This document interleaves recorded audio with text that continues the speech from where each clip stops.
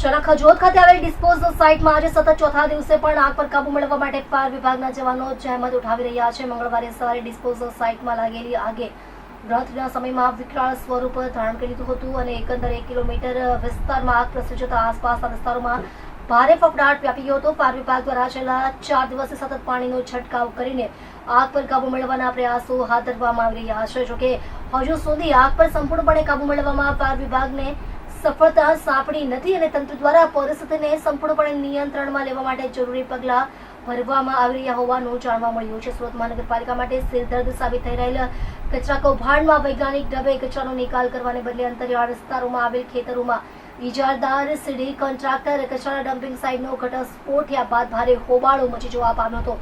ઇજારદાર વિરુદ્ધ એક તરફ તપાસ હાથ ધરવામાં આવી છે ત્યારે બીજી તરફ જવાબદાર અધિકારી પણ સજાના ભાગરૂપે બદલી કરવામાં આવી હતી। જોકે છેલ્લા 50 દિવસમાં બીજી વખત ડમ્પિંગ સાઇટ ખાતે વિકરાળ આગની ઘટનાને પગલે આક્ષેપોનો દોર શરૂ થયો છે। મંગળવારે સવારે લાગેલી આગ પર કાબુ મેળવવામાં ફાયર વિભાગ દ્વારા આજે સતત ચોથા દિવસે પણ જહેમત ઉઠાવવામાં આવી રહી છે।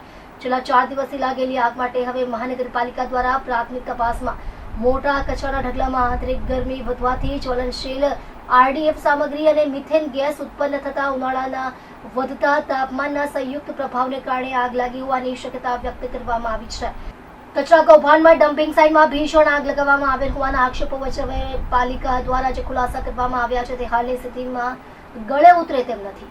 અન્યથા આગામી એપ્રિલ અને મે મહિનામાં શહેરનું તાપમાન 40 ડિગ્રીને પાર પહોંચે છે ત્યારે પ્રકારની આગ છાશવારે લાગે તેવી શક્યતાઓ નકારી શકાય તેમ નથી। ત્યાર સુધી સેંકડો ટન કચરો આગમાં સ્વાહા થઈ ચૂક્યો છે અને ખજોદ સહિત આસપાસના વિસ્તારોમાં હવાની ગુણવત્તા પર પણ પ્રતિકૂળ અસર જોવા મળી રહી છે। બીજી તરફ મ્યુનિસિપલ કમિશનર સહિત જીપીસીબી દ્વારા પણ આ ઘટનાને ગંભીરતાથી લેવામાં આવી છે। જીપીસીબીની પાલિકાને નોટિસ આપી સમગ્ર બાબતનો રિપોર્ટ મંગાવ્યો છે અને સાથે ભવિષ્યમાં આગ નહીં લાગે તે માટેનો રિપોર્ટ તૈયાર કરવા તાકીદ કરી વિગતવાર અહેવાલ રજૂ કરવા 3 દિવસનું અલ્ટિમેટમ આપ્યું છે। આપ જોશો કે 3 દિવસના ચોથો દિવસ થયો છે, યા આગ હજુ ચાલુ છે અને આગના ધુવાળા અને આ સાઇટ પરથી જે ધુવાળાઓ નીકળે છે આજુબાજુના તમામ ગામો વિસ્તારોના પર્યાવરણને અને હેલ્થને ખૂબ મોટું નુકસાન થયું છે। આપ જોશો કે આ આગ એ માનવ સર્જિત આગ છે।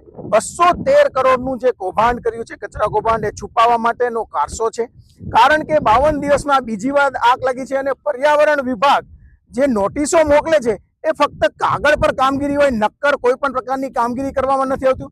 બીજી મહત્વની વાત, આ ખજોદ ડમ્પિંગ સાઇટની બાજુમાં જ ખૂબ મહત્વનો પ્રોજેક્ટ ડાયમંડ બુર્સ આવેલો છે। આ ધુવાળા અને આ પ્રદૂષણના કારણે એના ઇન્ટિરિયર અને એક્સટિરિયરને બી ખૂબ મોટું નુકસાન થયું છે।